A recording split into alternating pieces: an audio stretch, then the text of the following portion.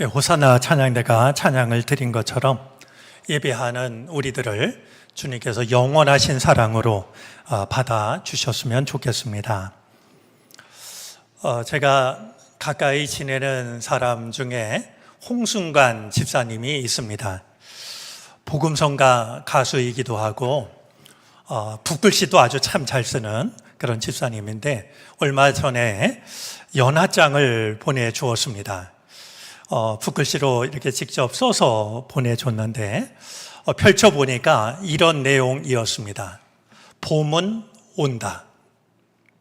아주 매우 짤막한 그런 내용이었는데 그 연하장 앞에서 이런저런 생각을 해보게 되었습니다. 우리 꽃샘추위가 여간이 아닙니다. 또 우리 살아가는 이 땅을 바라보면 한겨울과 다를 것이 없다라고 여겨지기도 합니다.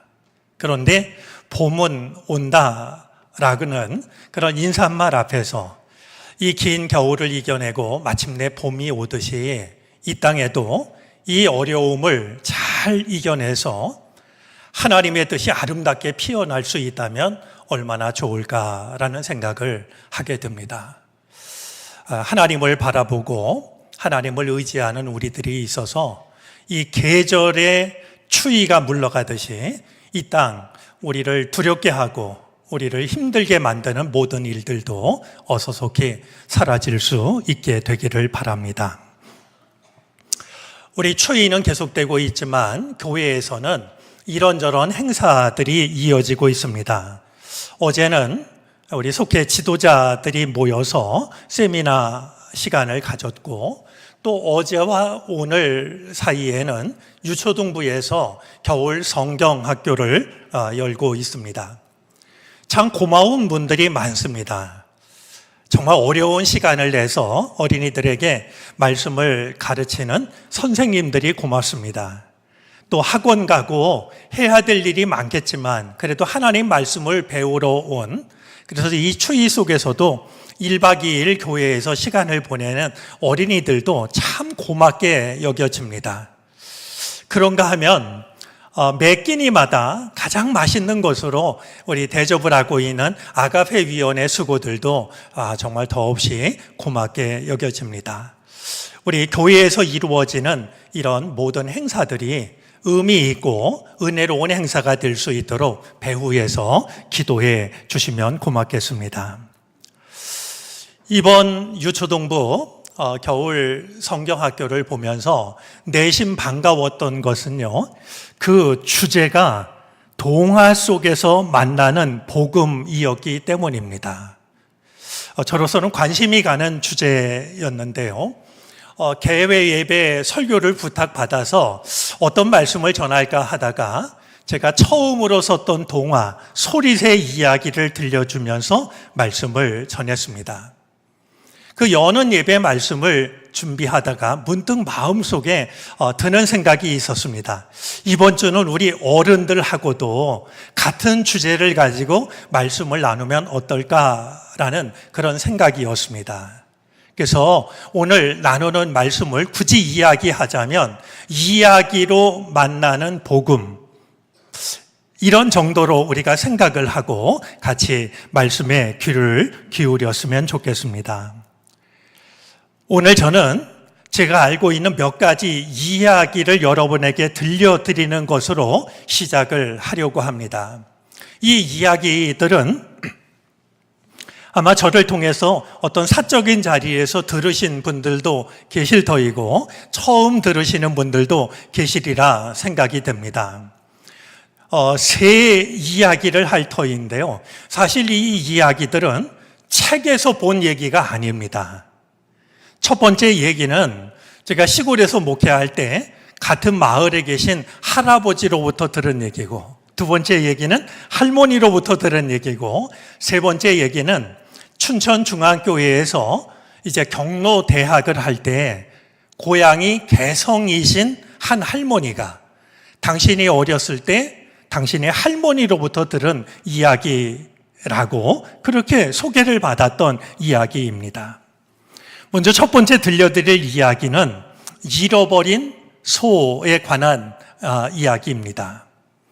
어떤 농부가 소 한 마리를 잃어버렸습니다. 옛날에 소가 얼마나 큰 재산이겠습니까? 모든 일을 중단하고 소를 찾아 나섰습니다. 이 동네 저 동네 몇 날 며칠을 찾아다니다 보니까 마침내 어떤 낯선 동네에 갔더니 한 집에 자기 소가 묶여 있더랍니다. 주인은 소를 알아보고 소는 주인을 알아봅니다. 주인을 만나서 우리 집 소가 왜 여기 왔냐고 돌려달라고 했더니 시치미를 뚝 뗍니다. 그래서 며칠 전에 자기가 우시장에 가서 사온 소라는 거예요. 말 못하는 소를 두고 싸움이 일어났습니다. 이야기를 듣는 원님에게 재판을 받게 되었는데 원님이 참 지혜로운 분이었습니다. 소에게 쟁기를 매게 하고요. 한 사람씩 나와서 소를 부려보라고 한 겁니다. 소를 훔쳐온 사람이 먼저 나서가지고요. 소 고삐를 바싹 잡아당기면서 이랴 소리를 쳤습니다. 근데 소가 꿈쩍을 하지 않습니다. 이래도 저래도 안 움직이니까 이번엔 회초리를 가져다가 등짝을 아프게 때립니다. 그래도 소가 움직이지 않았습니다. 원님이 이제 소를 찾으러 온 농부에게 소를 부려보라고 합니다. 그런데 이 농부가 이제 이 고삐줄을 편하게 잡더니 소에게 이렇게 말했습니다. 앞으로 가시지요. 소가 뚜벅뚜벅 걸어갑니다. 그만 서시지요 하니까 소가 씁니다. 우로 도시지요 그러니까 소가 마치 신호등에서 말이죠. 우회전하듯이 우로 도는 게 아니겠습니까? 모든 사람들의 눈이 소방울만해졌습니다. 까닭을 물었습니다. 그래서 농부가 이야기를 합니다. 이 소 일을 가르칠 때에 연로하신 아버지가 앞에서 소 고삐를 붙잡았다는 거예요.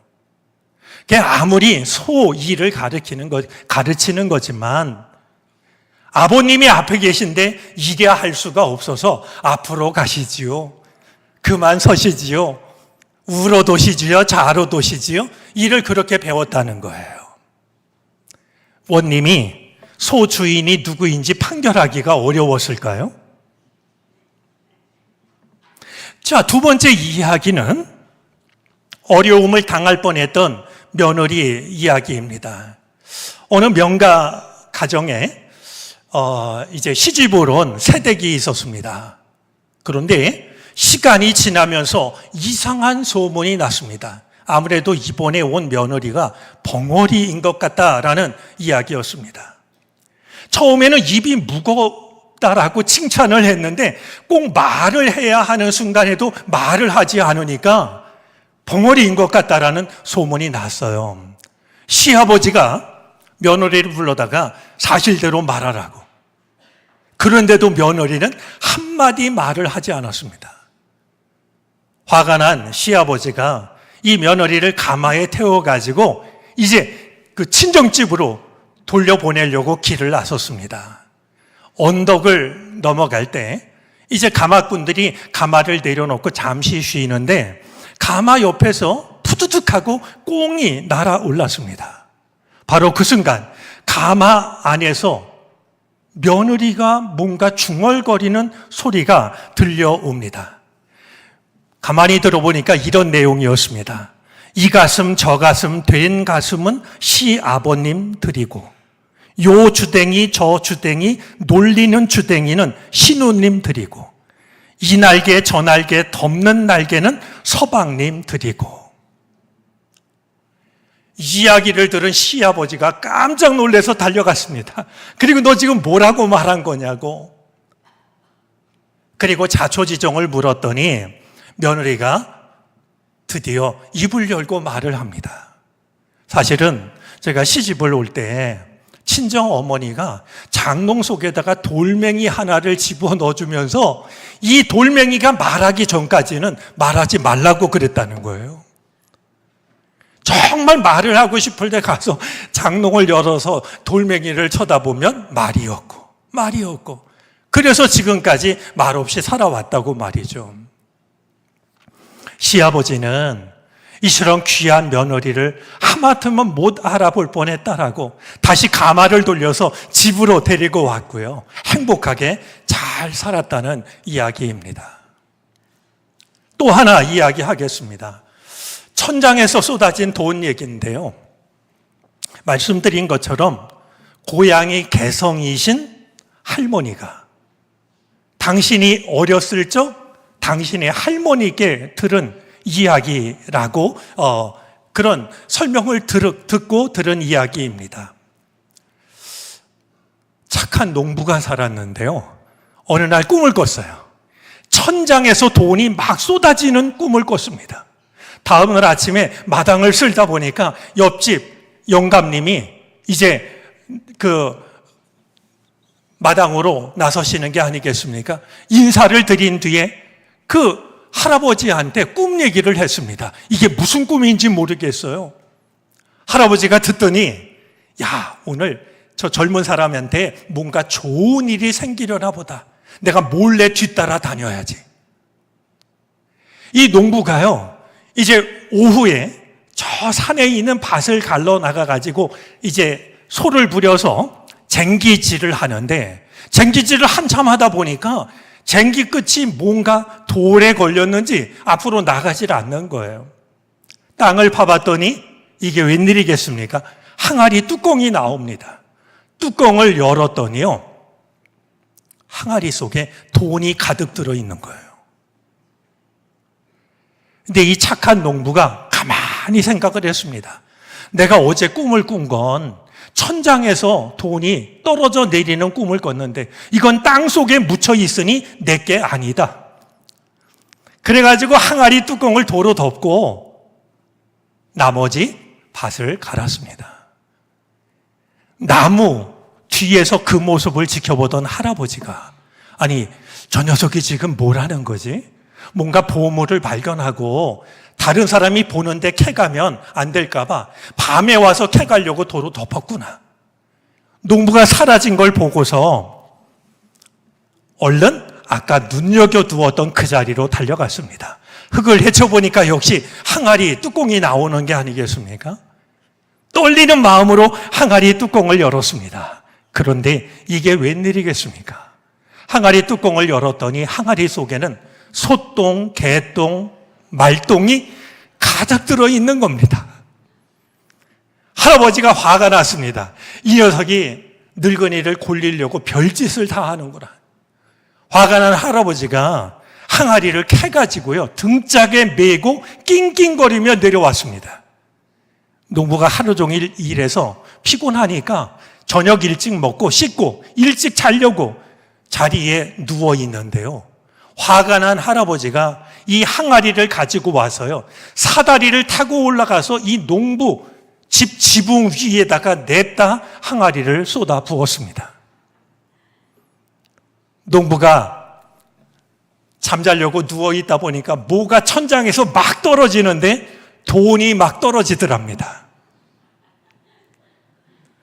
그래서 이거는 어젯밤 꿈처럼 천장에서 돈이 떨어지니 하늘이 나에게 주시는 것이구나. 그 돈을 가지고 행복하게 잘 살았답니다.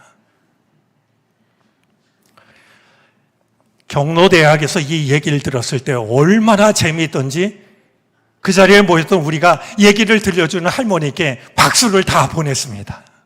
여러분, 이 세 가지 이야기에 공통된 주제가 있다라고 그러면, 공통된 관심사가 있다라고 그러면 무엇일까요?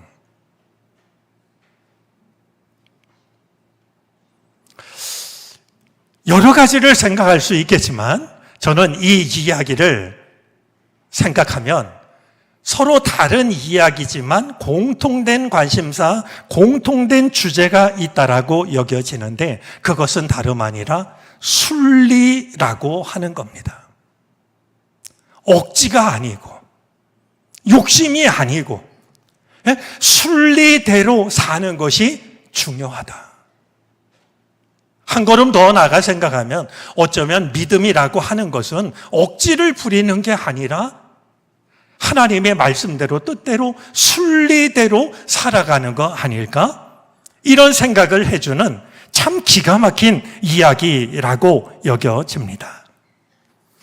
자, 그렇다면 오늘 말씀의 제목으로 삼은 생각하기 전에 감사하기라는 말을 들려주고 있는 랍비 조너선 섹스의 이야기는 과연 먼저 들려드린 이 이야기와 어떻게 만날 수 있을까? 한번 그가 들려주는 이야기에도 귀를 기울여 보고 싶습니다. 시내산에 올라간 모세가 40일 동안 금식을 하며 하나님과 시간을 보냅니다. 그런 모세에게 하나님께서는 하나님의 계명이 적힌 돌판을 허락해 주시는데 그것이 바로 십계명이 됩니다. 우리 두 번째 돌판을 받았던 첫 번째 돌판은 모세가 깨뜨렸고요. 두 번째 돌판을 받는 출애굽기 34장 27절, 28절 말씀을 한번 확인하고 가겠습니다. 한번 잠깐 읽어 주시겠습니까?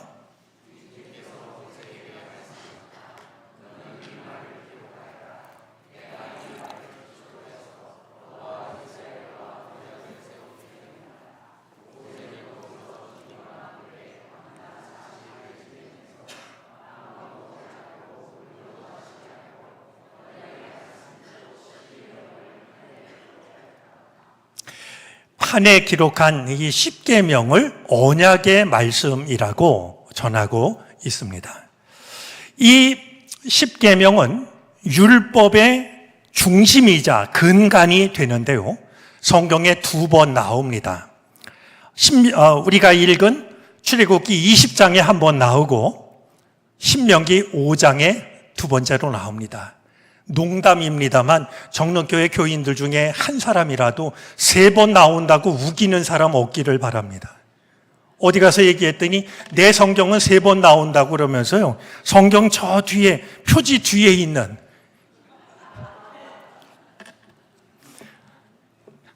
물론 그렇게 따지면 3번 나오지만 성경 본문에는 우리 출애굽기 20장, 신명기 5장 2번 나오고 있습니다. 우리 십계명은 흔히 이제 두 주제로 나누어집니다. 어떻게 나누어지냐 하면 1계명부터 4계명까지는 하나님과 인간 사이에 지켜야 될 계명, 그리고 5계명으로부터 10계명까지는 인간과 인간 사이에 지켜야 할 계명, 이렇게 나누지요.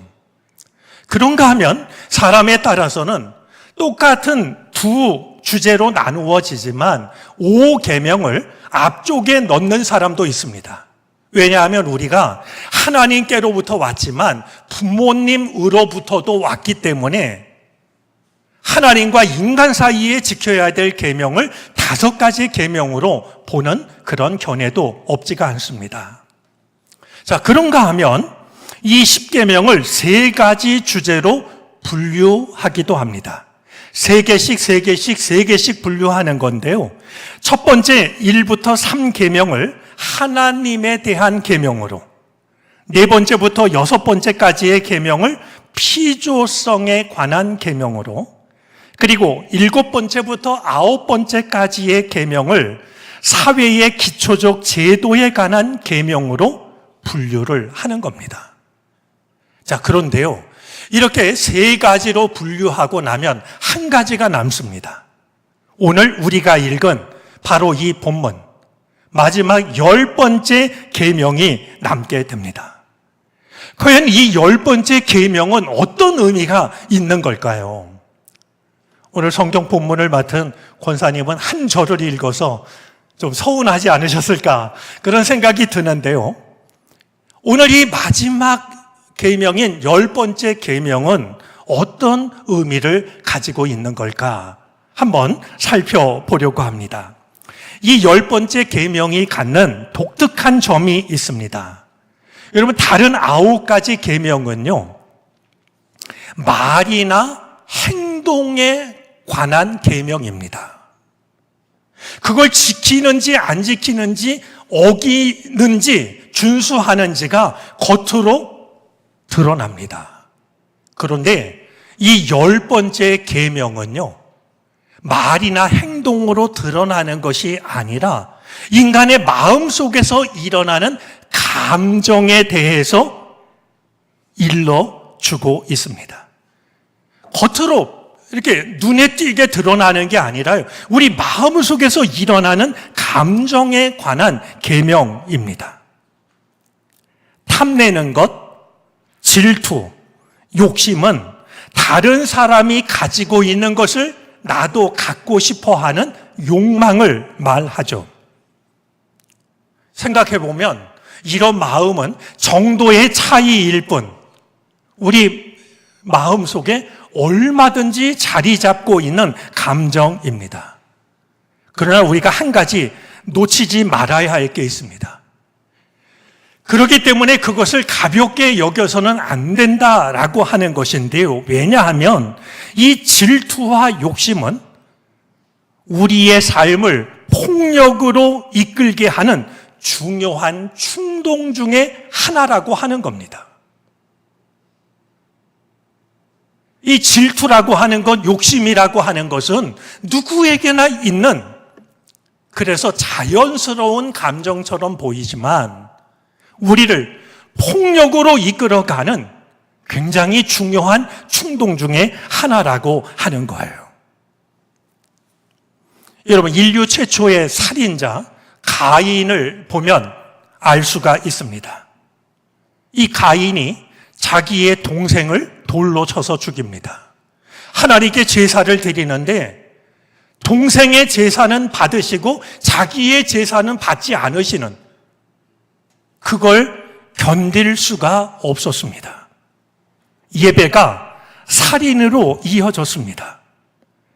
종교가 인간의 감정으로부터 결코 안전하지 않다는 것을 보여줍니다. 아무리 우리가 예배하는 사람이라 할지라도 이 질투를 이기지 못하면 그 마음이 얼마든지 살인으로 이어질 수 있다라고 하는 것을 가인은 보여주고 있는 겁니다. 요셉의 형들도 마찬가지입니다. 동생 요셉을 죽이려 하다가 마침내 이제 이집트의 종으로 팔아넘기는데요. 팔아넘겼던 이유도 사실은 바로 이 감정 때문이었습니다.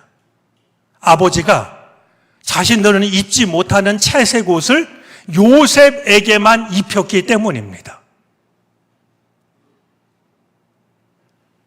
그것이 불편했고 그것을 받아들일 수가 없어서 형들은 결국 동생을 죽이려 했고 팔아 넘겨 이제 외국으로 종으로 팔아 넘겼던 것이죠.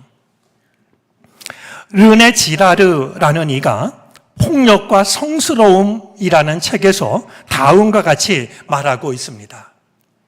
자, 폭력의 기본적인 원인은 모방 욕망, 다른 사람이 갖고 있는 것을 가지려는 욕망, 그래서 궁극적으로는 다른 사람이 되려는 욕망이다. 다른 사람이 갖고 있는 걸 나도 갖고 싶어 하는 마음. 내가 저 사람이면 얼마나 좋을까? 다른 사람이 되려는 이 욕망이 폭력의 기본적인 원인이라고 하는 것을 지적하고 있는 겁니다. 이 질투 앞에서 두 가지 질문을 하게 됩니다. 첫 번째 질문은 질투의 감정은 왜 생겨나는 것일까? 여러분, 이 누군가를 부러워하고 그걸 갖고 싶고 못 가지면 화가 나고, 이 질투의 감정은 왜 일어나는 것일까요? 두 가지 때문입니다. 하나는 나를 다른 사람과 비교하기 때문입니다. 또 하나는 내게 있는 것을 만족하지 못하기 때문입니다. 이것은 신앙적으로도 매우 중요한 의미를 갖습니다. 나의 삶을 하나님과의 관계 속에서 찾는 것이 아니라 다른 사람들과의 관계에서 찾게 될 때 아무리 그가 좋은 신앙을 가지고 있다 할지라도 그는 이 감정으로부터 자유로울 수가 없습니다.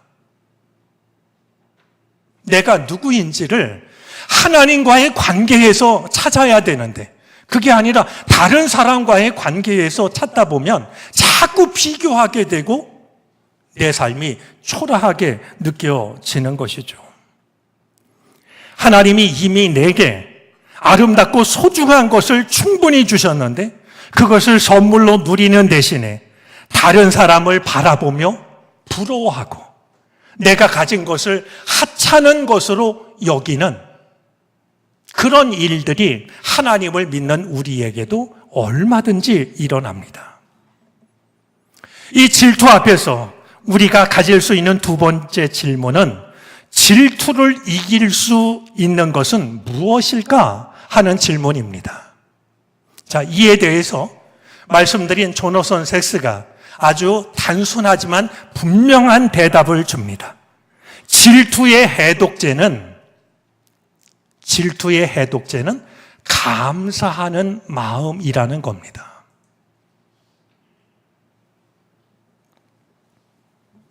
벤 조아라는 이가 누가 부자인가? 라는 질문을 하고 스스로 대답을 합니다. 여러분, 누가 부자일까요? 돈을 얼마큼 가지고 있으면 부자일까요? 땅을 어느 정도 소유하면 부자일까요? 그런데 벤 조아는 누가 부자인가? 라는 질문 앞에 이런 대답을 스스로에게 합니다. 우리 한번 영상으로 확인해 볼까요? 우리 한번 읽어주시겠습니까?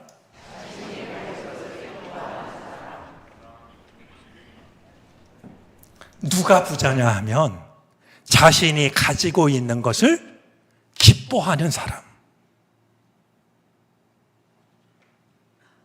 충분히 공감을 하게 됩니다.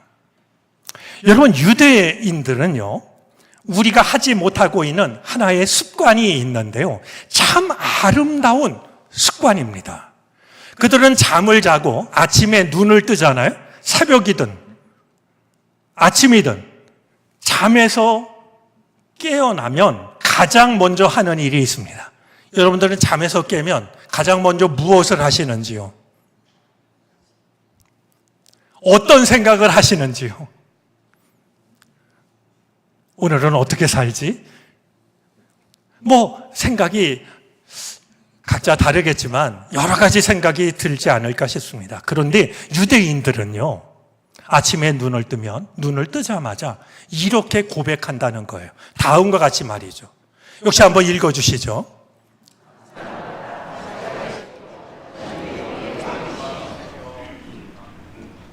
아침에 잠에서 깨서 눈을 뜨면 감사합니다.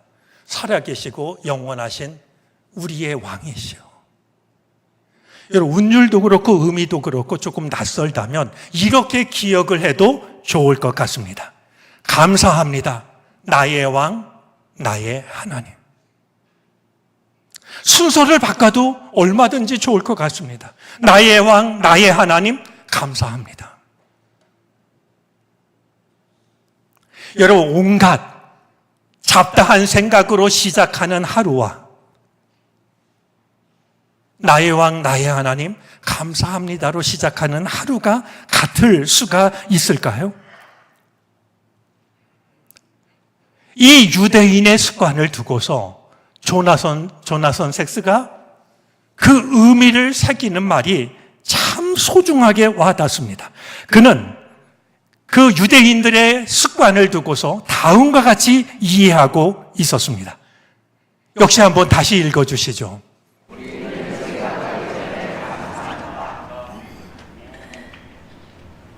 오늘 저 말을 말씀의 제목으로 삼은 이유도 여기에 있습니다. 우리는 생각하기 전에 감사한다.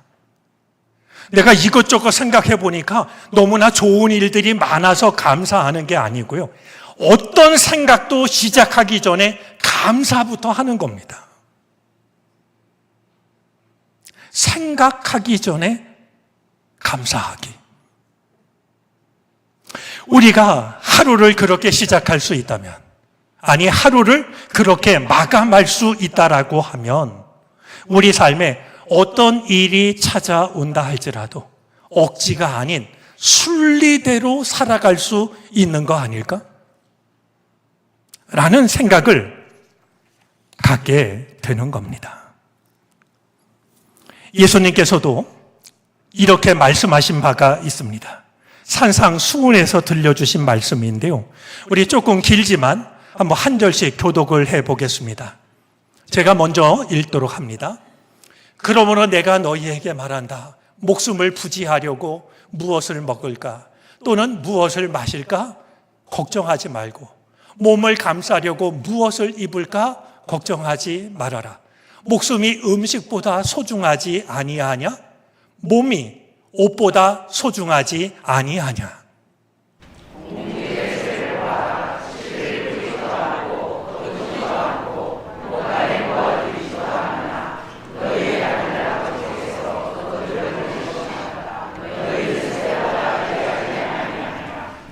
너희 가운데서 누가 걱정을 한다고 해서 자기의 수명을 한순간인들 늘릴 수 있느냐?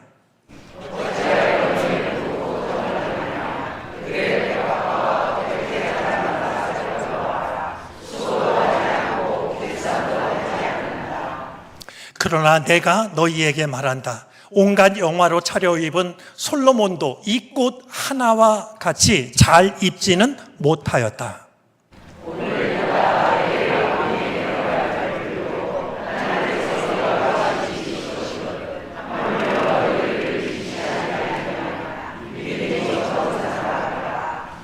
그러므로 무엇을 먹을까, 무엇을 마실까, 무엇을 입을까 하고 걱정하지 말아라.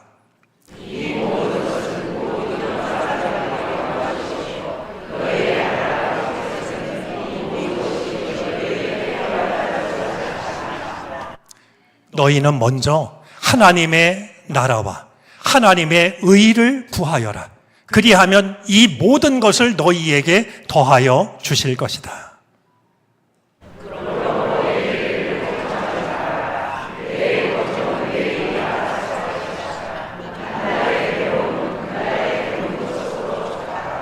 아멘.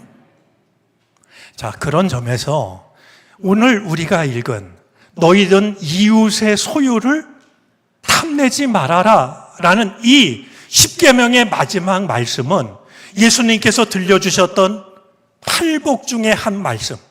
심령이 가난한 자는 복이 있나니 천국이 그들의 것이다 라는 말씀과 만나고 있는 것이 아닐까. 같은 의미를 서로 다르게 표현한 것이 아닐까 하는 생각을 갖게 됩니다. 여러분, 이웃의 어떤 것이라도 탐내지 말아라. 이 계명이 마지막 계명에 있는 이유는 혹시 이 계명을 지키지 못하면 나머지 10계명이 우르르 무너지기 때문 아니었을까? 가장 자연스러워 보이고 가장 그 의미가 작아 보일지 몰라도 이 계명을 지키지 못하면 나머지 계명들이 무너질 수밖에 없기 때문에 마지막 10번째 이 계명을 넣어주신 거 아닐까 하는 생각을 해보게 됩니다. 오늘 말씀을 마음에 품고 이웃의 소유를 탐내지 마시기를 바랍니다. 하나님이 내게 주신 것으로 기뻐하고 내게 주신 것을 선물로 누릴 수 있게 되기를 바랍니다. 내가 타인이 되기를 바라는 대신에 내가 내 자신이라고 하는 것을 신앙 안에서 기뻐하시기를 바랍니다. 하나님은 나를 무엇과도 비교할 수 없는 유일무이한 존재로 창조하셨기 때문입니다.